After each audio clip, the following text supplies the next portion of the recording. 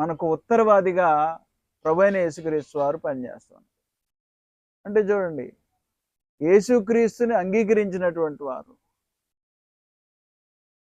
యేసుక్రీస్తు రక్తము ద్వారా పరిశుద్ధపరచబడినటువంటి వారు పొరపాటున తప్పిదం జరిగితే వారి జీవితాల్లో దానికోసం కూడా యేసుక్రీస్తు యొక్క రక్తము పనిచేస్తూ ఉంటుంది. కావాలని పాపం చేసిన వాడి గురించి కాదు నేను మాట్లాడి. అందువలన అలాంటి ప్రధాన యాజకత్వం మనకు అవసరం. అందువలన రక్షణను ఏర్పాటు చేసినటువంటి దేవుడు ప్రధాన యాజకత్వాన్ని కూడా ఏర్పాటు చేశాడు. అందువల్ల రక్షణ ఏం కలిగి ఉందంటే, గొప్ప రక్షణ ప్రధాన యాజకుడిని కలిగి ఉంది. నువ్వు నేను సంపూర్ణంగా రక్షించబడే కార్యక్రమం.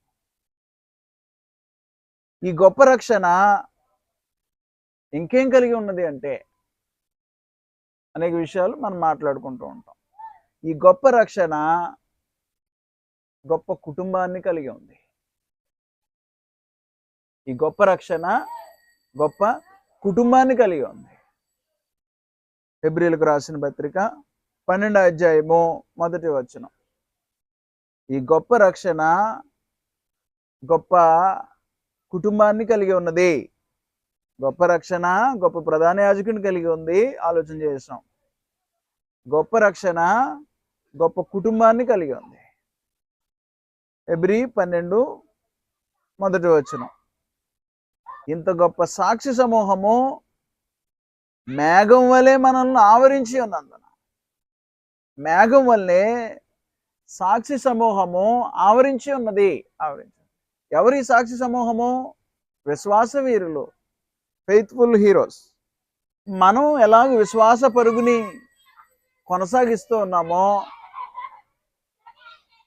వారు మన పరుగును చూస్తున్నటువంటి వారుగా కనబడుతున్నారు. వాస్తవం మేఘం వలె ఆవరించి ఉన్నందున, మేఘం వలె ఆవరించి ఉన్నందున అంటే మన కళ్ళ ముందు విశ్వాస వీరులు తమ పరుగును పరిగెట్టి వారు పొందాల్సినటువంటి స్థానంలో నిలిచి ఉన్నారు.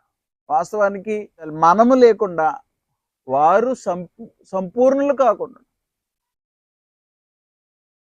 మనము లేకుండా అంటే క్రైస్తవులమైనటువంటి మనము లేకుండా వారు సంపూర్ణులు కాకుండా నిమిత్తము మనతో పాటు వారు కూడా కలిసి ఒక కుటుంబంగా.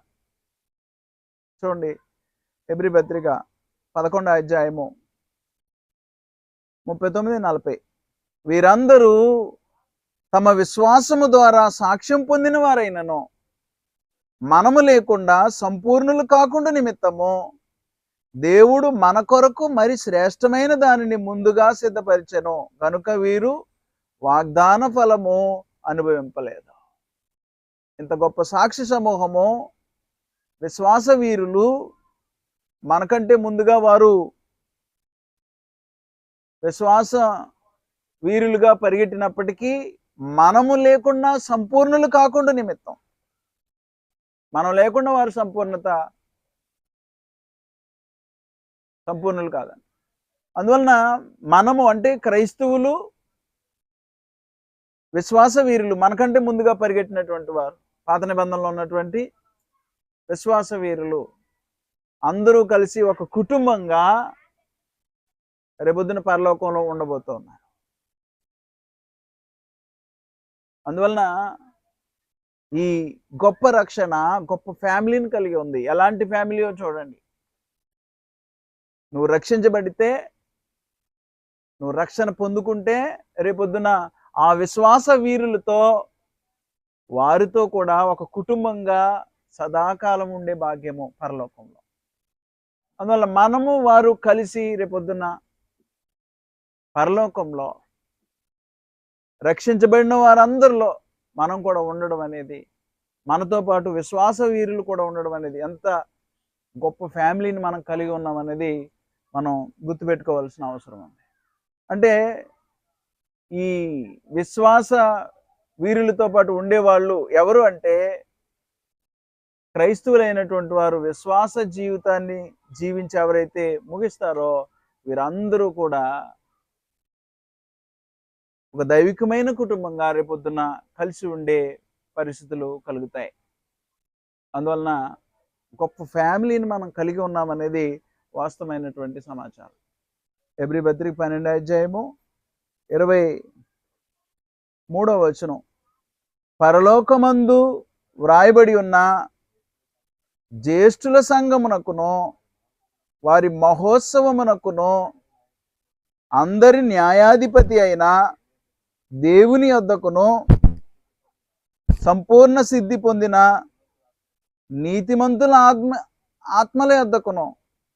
అందువలన నేడేం చెప్తూ ఉన్నాడు, ఇంకా 22వ వచనం కూడా చూస్తే, సియోను కొండకును జీవం గల దేవుని పట్టణమునకును అనగా పరలోకపు యెరూషలేమునకును వేవేల కొలది దూతల యొద్దకును పరలోకమందు వ్రాయబడి ఉన్న జ్యేష్ఠుల సంఘమునకును వారి మహోత్సవమునకును అందరి న్యాయాధిపతి అయిన దేవుని యొద్దకును సంపూర్ణ సిద్ధి పొందిన నీతిమంతుల ఆత్మల యొద్దకును అన్నాడు. ఇలాంటి వారందరూ ఒక కుటుంబంగా, అంటే స్థానిక సంఘంలో ఉన్నటువంటి వారు, విశ్వాస పరుగులు పరిగెట్టినటువంటి వారందరూ కూడా రేపొద్దున ఈ రక్షణ అనే భాగ్యాన్ని పొందుకుంటారు. అందువలన ఇంత గొప్ప రక్షణ గొప్ప కుటుంబాన్ని కలిగి ఉంది. పాత నిబంధనలోంచి విశ్వాస వీరులు, ఆ వీరులతో పాటు ఈనాడు క్రైస్తవులైనటువంటి వారు, మనం లేకుండా వారిని సంపూర్ణులు చేయాల ఆయన. మనతో పాటు వారు సంపూర్ణులై రేపొద్దున దేవునితో రక్షణ అనుభవించే కార్యక్రమం దేవుని దగ్గర. అందువలన ఇంత గొప్ప రక్షణ గొప్ప ఫ్యామిలీని కలిగి ఉంది. గొప్ప రక్షణ మనకి హామీ ఇస్తుంది. గొప్ప రక్షణ గొప్ప ప్రధాన యాజకుని కలిగి ఉంది. గొప్ప రక్షణ గొప్ప కుటుంబాన్ని కలిగి ఉంది. గొప్ప రక్షణ, నాలుగవదిగా గొప్ప రక్షణ గొప్ప బహుమానం కలిగి ఉంది. గ్రేట్ రివార్డ్ అన్నమాట. దేవుడు అందరికీ ప్రామిస్ చేశాడు అన్నమాట, వాగ్దానం చేశాడు. విశ్వాస పరుగు కడముట్టించితే రక్షణ పొందుకునేవాడు బహుమానం కలిగి ఉంటాడు. అంటే రక్షించబడతాడు. వాస్తవానికి రక్షించబడితే పొందుకునే బహుమానం ఎలాంటిదో మనిషి అర్థం చేసుకోవాల్సిన అవసరం ఉంది.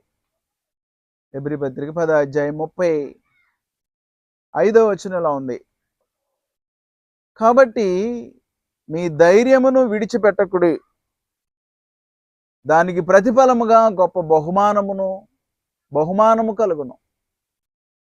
దానికి ప్రతిఫలముగా గొప్ప బహుమానం కలుగును. మీరు దేవుని చిత్తమును నెరవేర్చిన వారై వాగ్దానము పొంది నిమిత్తము మీకు ఓరిమి అవసరమై ఉన్నది అన్నాడు.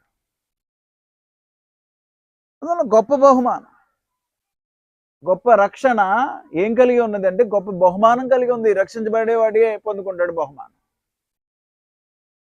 గొప్ప రక్షణ ఏం కలిగి ఉంది? గొప్ప బహుమానాన్ని కలిగి ఉన్నది. అందులో ఎవరు పొందుకుంటారు? ఎవరైతే రక్షించబడతారో రేపొద్దున వారికి బహుమానం. అందరికీ కాదు అనేది మనం గుర్తుపెట్టుకోవాలి.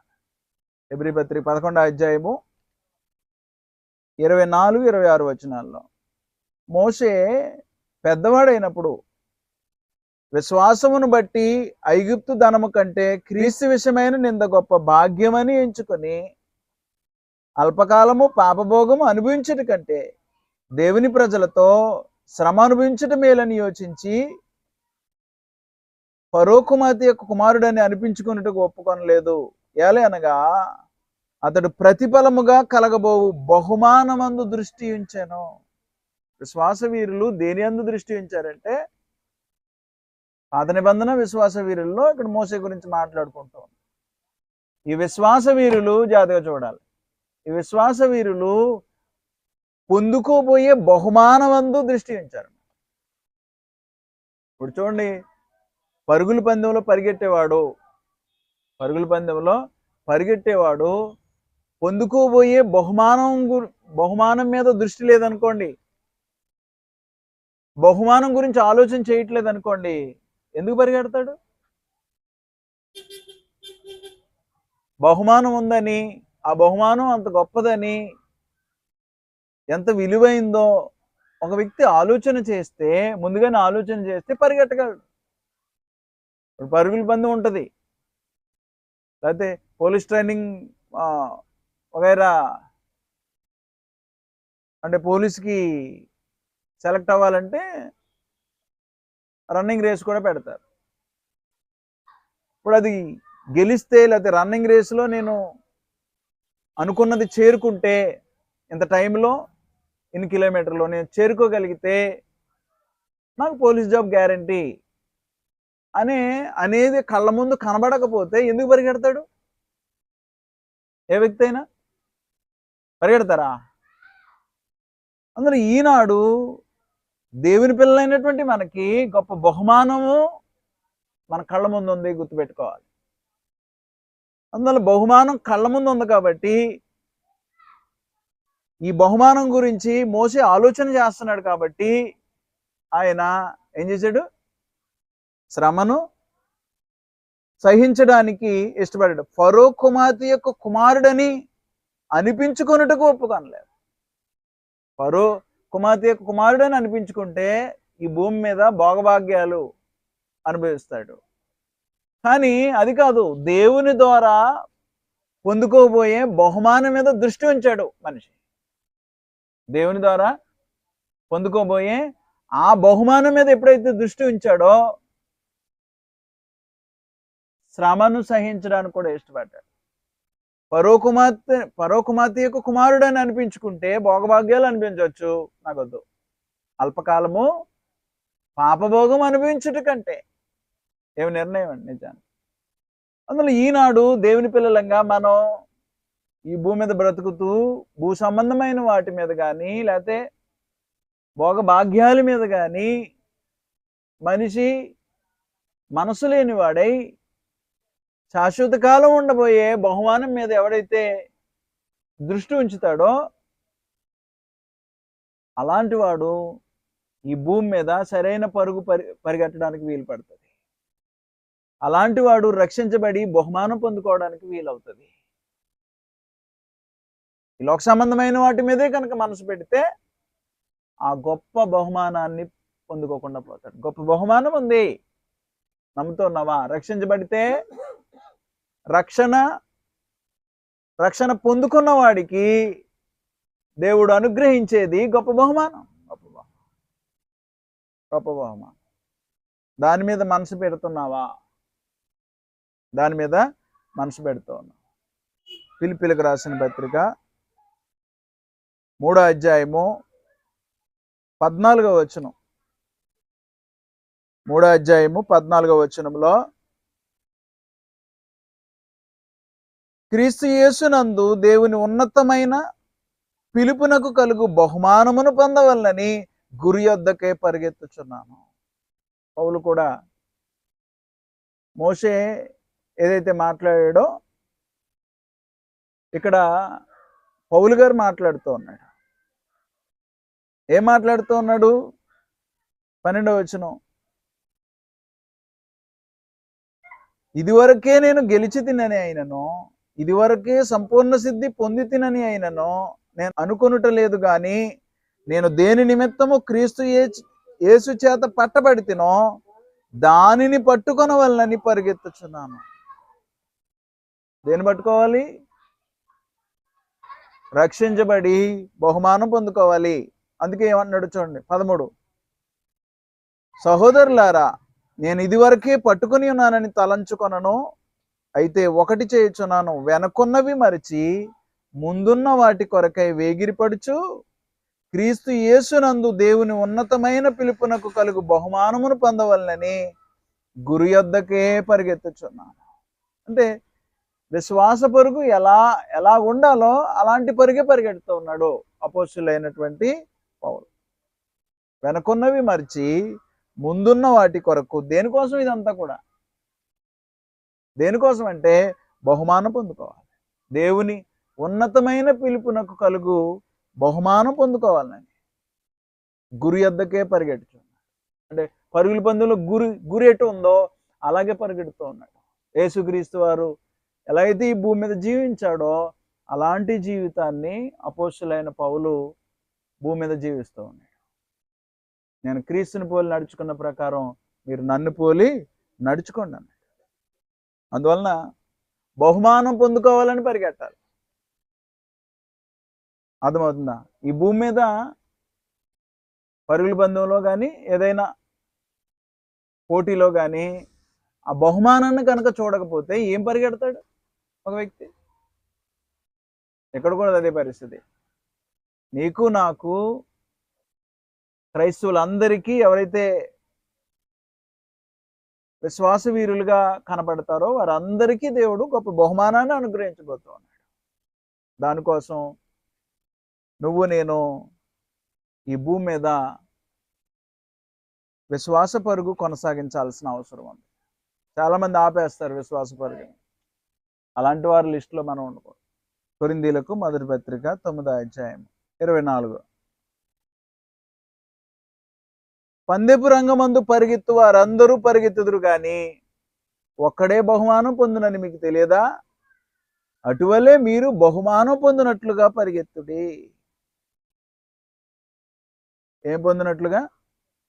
బహుమానం పొందినట్లుగా పరిగెత్తండి.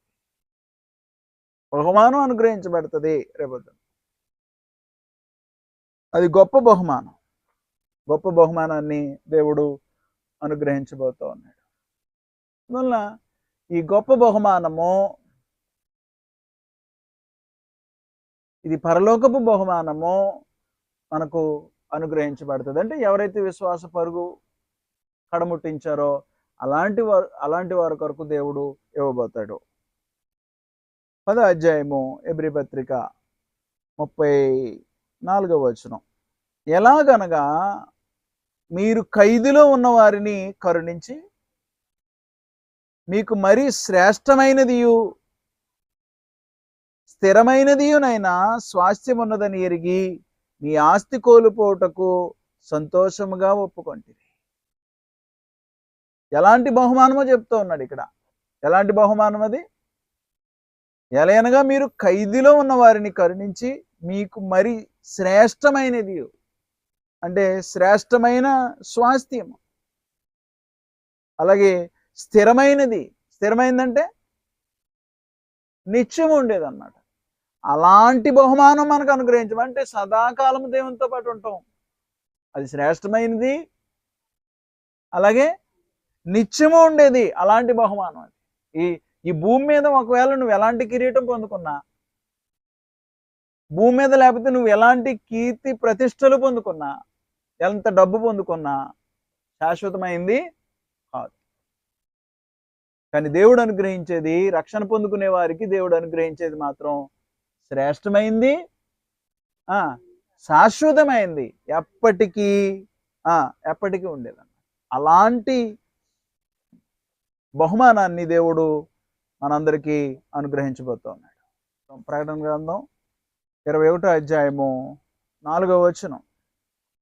ఆయన వారి కన్నుల ప్రతి బాష్ప బిందువును తుడిచివేయును, మరణమిక ఉండదు, దుఃఖమైనను ఏడుపైనను వేదన అయినను ఇక ఉండదు, మొదటి సంగతులు గతించిపోయినని సింహాసనములో నుండి వచ్చిన గొప్ప స్వరము చెప్పుట వింటిని.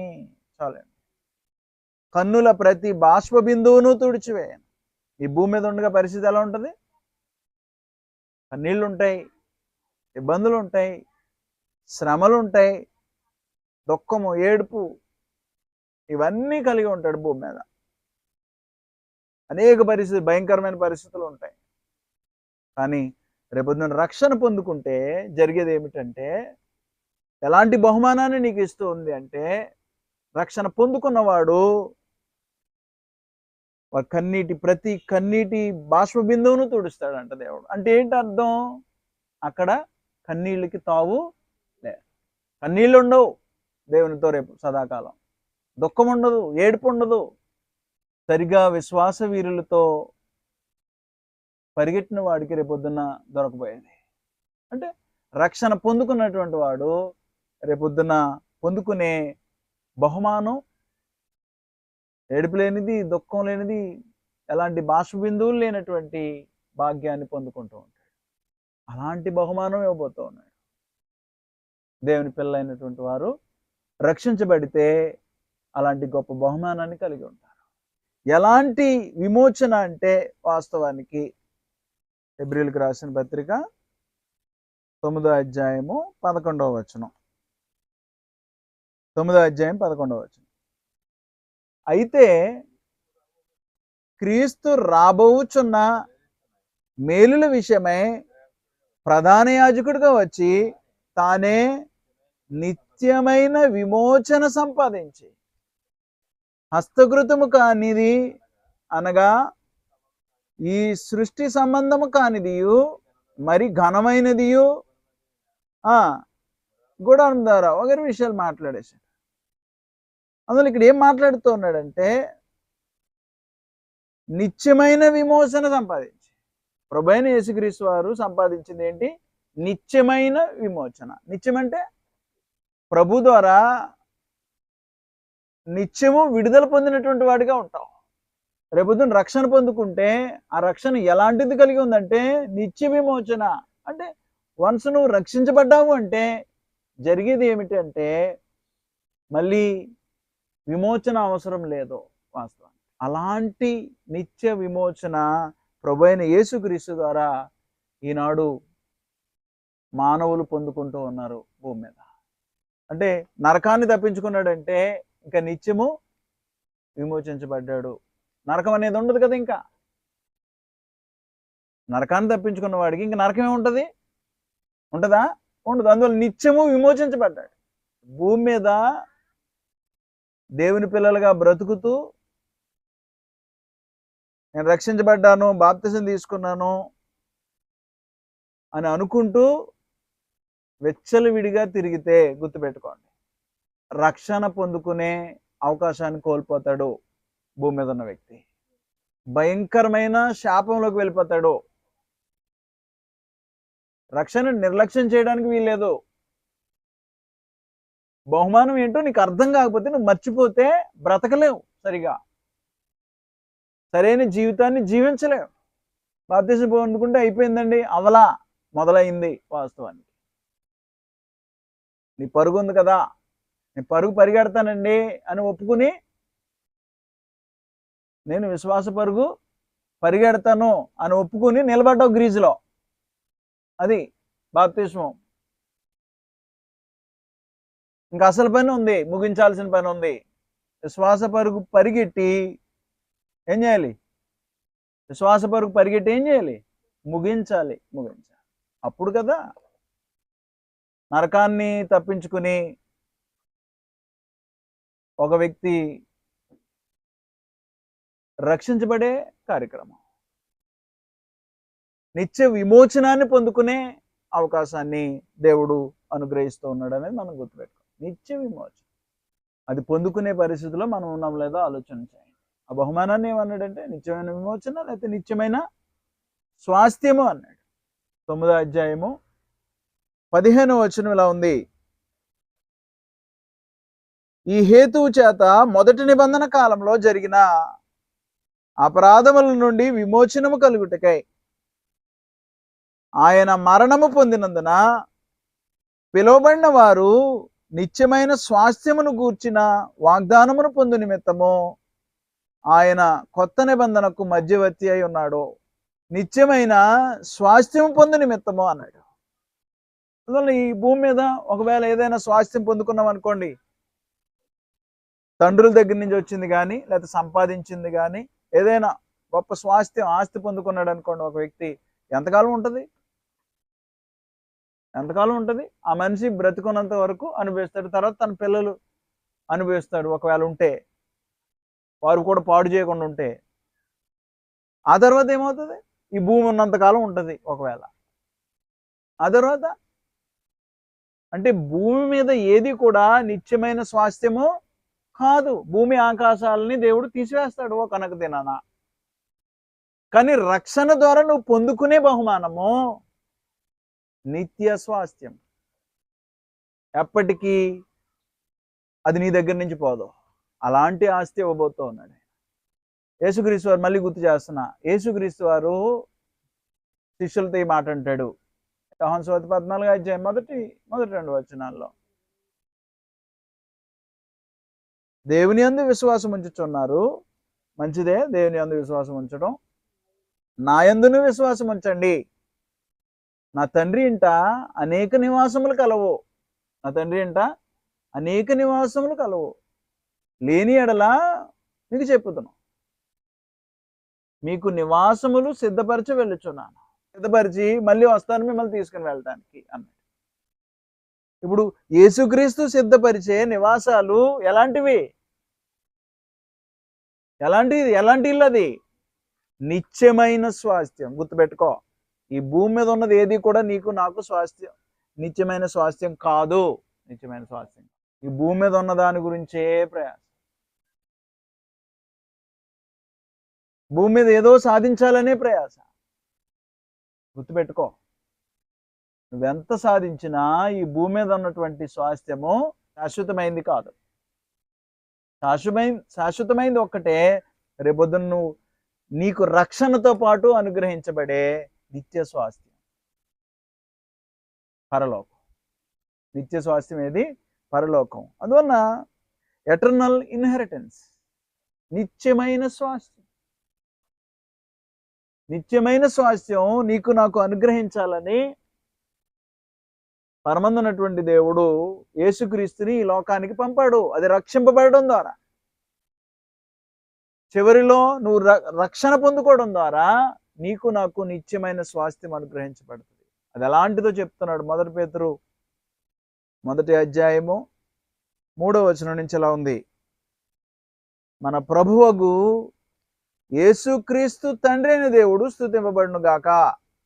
మృతుల్లో నుండి యేసుక్రీస్తు తిరిగి లేచుట వలన జీవముతో కూడిన నిరీక్షణ మనకు కలుగునట్లు చూడండి చెప్తున్నాడు. అనగా అక్షయమైనదియు నిర్మలమైనదియు వాడబారనిదియునైన స్వాస్థ్యము మనకు కలుగునట్లు ఆయన తన విశేష కనికరము చొప్పున మనలను మరలా జన్మింపజేసెను. ఎలాంటి స్వాస్థ్యం అంటే అది? అక్షయమైనది, క్షయం లేనిది, నాశనం లేనిది, నిర్మలమైనది, వాడబారనిది. అలాంటి స్వాస్థ్యాన్ని మనందరం కలిగి ఉండాలని మనం మళ్ళీ ఈ భూమి మీద ఉండగానే ఏమయ్యా? మనం తిరిగి జన్మించిన స్థితి మనలో కనబడుతోందా? గుర్తుపెట్టుకోండి. తిరిగి జన్మించిన వాడు లోకంలో ప్రత్యేకంగా బ్రతుకుతాడు. ఎలా పడితే అలా బ్రతకడు. మనం పొందుకోబోయేది ఏంటి? ఎల్లప్పుడూ ఉండే స్వాస్థ్యాన్ని నువ్వు నేను పొందుకోబోతున్నావు. అది వాడబారనిది, అక్షయం, క్షయము లేనిది, నిర్మలమైనది. అలాంటి స్వాస్థ్యాన్ని పొందుకోవడానికి, రక్షణ ద్వారా పొందుకోవడానికి నువ్వు నేను ఎంత ప్రయాసపడుతున్నాం భూమి. హెబ్రీ పత్రిక 5వ అధ్యాయం 9వ వచనం. మరియు ఆయన సంపూర్ణ సిద్ధి పొందిన వాడై మెల్కీసెదకు యొక్క క్రమములో చేరిన ప్రధాన యాజకుడని దేవుని చేత పిలువబడి తనకు విధేయులైన వారందరికీ నిత్య రక్షణకు కారకుడాయను. ఎలాంటి రక్షణ ఇది? ఎటర్నల్ సాల్వేషన్, నిత్య రక్షణ. నిత్య రక్షణ అంటే ఏంటి అర్థం? ఎందుకోసం బాప్తిసం పొందుకుంటాం? నిత్యము అంటే ఏంటి అర్థం? ఆపద లేని, ప్రమాదం లేని, ఇబ్బందులు లేని, సమస్యలు లేని గొప్ప బహుమానం పొందుకోవడానికి నిత్య రక్షణ. నిత్య రక్షణ అంటే ఇంకెల్లప్పుడు ఎలాంటి ఆపద? భూమి మీద ఉండగా ఆపదలు ఉండే అవకాశం ఉందా లేదా? ఉంది. ఏ ఆపద? నరకం. నరకం పొందుకునే అవకాశం కూడా ఉంది కదా భూమి మీద ఉండగానే. అంటే భూమి మీద ఉన్నటువంటి వ్యక్తి నరకాన్ని తప్పించుకుంటే అప్పుడు నిత్య రక్షణ పొందుకున్నవాడు అవుతాడు వాస్తవానికి. దానికోసం నిత్య రక్షణ పొందుకోవడానికి భూమి మీద ఉండగానే మన పాపములను మనం యేసుక్రీస్తు రక్తం ద్వారా కడుక్కుని నేను పరిగెడతాను, ఏమైనా సరే నిత్య రక్షణ పొందుకుంటాను అని నిర్ణయించుకుని పరిగెడడానికి మొదలు పెడతా ఉన్నాడు మనిషి. అయితే పరుగుని అనేక మంది మార్గం ఒకటైతే వేరొక రకంగా పరిగెడితే ఎక్కడ పొందుకుంటాడు? మార్గం ఉంది, చాలా స్ట్రైట్ గా కనబడుతోంది మార్గం. యేసుక్రీస్తు నడిచినటువంటి మార్గం, యేసుక్రీస్తు వారు పరలోకం వెళ్ళినటువంటి మార్గం కనబడుతోంది. ఆ మార్గంలో నడవకుండా, ఆ మార్గంలో పరిగెట్టకుండా ఒక వ్యక్తి నిత్య రక్షణ ఏం పొందుకుంటాడు? గుర్తుపెట్టు. ఏళ్ళు గడుస్తూ ఉన్నాయి, సంవత్సరాలు వెళ్ళిపోతూ ఉన్నాయి, దినాలు గడుస్తూ వెళ్ళిపోతూ ఉన్నాయి. కానీ ఆత్మీయ జీవితం కనుక అభివృద్ధి చెందకపోతే నిత్య రక్షణ ఏమైపోతుందో ఆలోచన చేయండి. రక్షించబడడం ద్వారా నీకు నాకు అనుగ్రహించబడేది నిత్య రక్షణ అనే బహుమానం నీకు నాకు అనుగ్రహించబడేది. ఫిబ్రవరి 13 అది ఎలాంటిదో చెప్తూ ఉన్నాడు. 14వ వచనం, నిలువరమైన పట్టణము మనకి ఇక్కడ లేదు, కానీ ఉండబోచున్న దానికోసము ఎదురు చూస్తున్నాము. శాశ్వతంగా ఉండే పట్టణం ఏముంది ఇక్కడ? శాశ్వతంగా రక్షించబడిన స్థితి భూమి మీద ఉండగా ఎక్కడుంది? లేదు. ఫిబ్రవరి పత్రిక 11వ అధ్యాయము 10వ వచనం, దేవుడు దేనికి శిల్పియు నిర్మాణకుడై ఉన్నాడో పునాదులు గల ఆ పట్టణము కొరకు అబ్రహాము ఎదురు చూచుండెను. అంటే ఈ భూమి మీద నువ్వు ఎంత పునాది వేసినా పునాది లేదనే కదా దాని అర్థం. స్ట్రాంగ్గా కట్టాలని ఎంతో పునాదులు వేస్తాం అంతేనా? ఇంకా లోతుకి ఇంకా లోతుకి అంటే ఎక్కువ కాలం ఉండాలి. మంచి ఐరన్ వేస్తాడు, మంచి క్వాలిటీ సిమెంట్ వాడతాడు. దేనికోసం? ఫౌండేషన్ గట్టిగా నిలబడాలి, ఎక్కువ కాలం నిలబడాలని. కానీ అబ్రహాము దేనికోసం ఎదురు చూస్తున్నాడంట? పునాదులు గల ఆ పట్టణం కొరకు. ఆ పట్టణము శాశ్వతమైంది, నిలువరమైన పట్టణం, అది నిత్యం ఉండేది. అందువల్ల ఈ భూమి మీద నువ్వు ఎంత పునాది వేసినా భౌతిక సంబంధంగా అది నిలువరమైంది కాదు. అందువల్ల నీకు నాకు ఉండబోయే బహుమానం ఎలాంటిదంటే నిలువరమైన పట్టణం. దానికోసం దేవుడు దేనికి శిల్పియు నిర్మాణకుడు, దేవుడు దేనికి శిల్పియు నిర్మాణకుడై ఉన్నాడో, నిర్మించినటువంటి దేవుడు నిర్మించిన పట్టణం ఎలా ఉంటుంది? దేవుడు శిల్పి అయితే ఎలా ఉంటుంది? చెక్కితే శాశ్వతమైంది. దేవుడు రక్షించబడే వారికి అనుగ్రహించబడేది శాశ్వతమైన దాన్ని అనుగ్రహించడానికి దేవుడు ఇష్టపడుతూ ఉన్నాడు. అలాంటి బహుమానం పొందుకునే లిస్టులో నువ్వు నేను ఉన్నామో లేదో ఆలోచన చేయండి. 11వ అధ్యాయం 16వ వచనం, అయితే వారు అంటే విశ్వాస వీరులు అబ్రహాము, ఇస్సాకు, యాకోబులు మరి శ్రేష్టమైన దేశమును అనగా పరలోక సంబంధమైన దేశమును కోరుచున్నారు. అందుచేత తాను వారి దేవుడినని అనిపించుకొనుటకు దేవుడు వారిని గూర్చి సిగ్గుపడడు. ఏలయనగా ఆయన వారి కొరకు ఒక పట్టణము సిద్ధపరిచి ఉన్నాడు. ఆ పట్టణాన్ని నువ్వు నేను పొందుకోగలుగుతామా? ఆలోచన చేయండి. నిలువరమైన పట్టణంలో నువ్వు నేను ఉన్నామో లేదో ఆలోచన చేయండి. ఆ పట్టణం కొరకు అబ్రహాము, ఇస్సాకు, యాకోబులు దేవుడు దేనికి శిల్పి నిర్మాణకుడై ఉన్నాడో ఆ పట్టణం కోసం ఎదురు చూస్తూ ఉన్నాడు. భూమి మీద మనకు తెలుసు అబ్రహాము, ఇస్సాకు, యాకోబుల యొక్క జీవితం, వారు గుడారాల్లోనే వస్తుంది. అందువలన రక్షించబడడం ద్వారా నీకు నాకు అనుగ్రహించబడేది అంటే రక్షణ కలిగి ఉన్నది గొప్ప బహుమానం నీకు నాకు ఇవ్వబోతున్నాడు. ఆయన మనం రక్షించబడితే నరకమనే ఆపదను తప్పించుకుంటే, నరకం నుండి మనం కాపాడబడితే అందరికి వస్తుందని ఆలోచన చేయకండి. ఎవడైతే విశ్వాస పరుగు కడముట్టిస్తాడో వాడికే అందరికీ దొరికేది కాదు. ఎలా పడితే అలాగూ బ్రతికితే ఆ బహుమానాన్ని పొందుకోలేడు. శాశ్వత స్వాస్థ్యాన్ని మిస్ అవుతాడు. మళ్ళీ ఈ భూమి మీద ఉండగానే మనందరికీ అవకాశం ఆ బహుమానాన్ని పొందుకోవాలా వద్దా? రక్షణ ఎలాంటి బహుమానాన్ని ఇవ్వడానికి సిద్ధంగా ఉందో మనం ఆలోచన. అలాంటి గొప్ప రక్షణను నువ్వు నేను నిర్లక్ష్యం చేస్తే ఎలాగ తప్పించుకుంటావు? అంత గొప్ప భాగ్యం నీకు నాకు మన కళ్ళ ముందు పెడితే దేవుడు మనం దాని నుండి నిర్లక్ష్యం చేస్తే, దాని నుండి వెనక్కి వెళ్ళిపోతూ ఉంటాయి. ఈ లోక సంబంధమైన పరిస్థితుల్లోనే కుమిలిపోతూ ఉంటాయి. ఈ లోక సంబంధమైన పరిస్థితుల్లోనే ఇరుక్కుపోతూ ఉంటాయి. పాపానికి బానిస అవుతూ ఉంటాయి. నిజానికి మనం కడుక్కుని నిలబడే పరిస్థితి. చిన్నపిల్లలు అనుకోండి, ఏం చేయాలి? ముట్టుకున్నాడు అనుకోండి, లేదా తన షిట్లో తానే నుంచున్నాడు అనుకోండి, ఏం చేస్తారు? కడుగుతారు తల్లులు కదా. తల్లిదండ్రులు ఏం కడుగుతారు. ఇప్పుడు మనం ఆ స్టేజ్లో ఉన్నామా? స్టార్టింగ్ స్టేజ్లో ఉన్నామా? ఏ స్టేజ్లో ఉన్నాం? మనకి ఏది అంటుకుంటుందో మనకు అర్థమవుతుంది కదా. వాడికి తెలియదు, చిన్నపిల్లవాడికి. వాడు తెలుసుకున్నాడు. మనం ఆ స్టేజ్లో లేం. ఏ చెడు అంటుకుంటుందో, ఏ పాపం దగ్గరికి వెళ్తున్నామో, ఏది ముట్టుకుంటున్నామో, ఇవన్నీ మనం ఎరిగినటువంటి వారం బాగుగా. ఎలా పరిగెడుతున్నారో మీరు చూసుకోవాలి.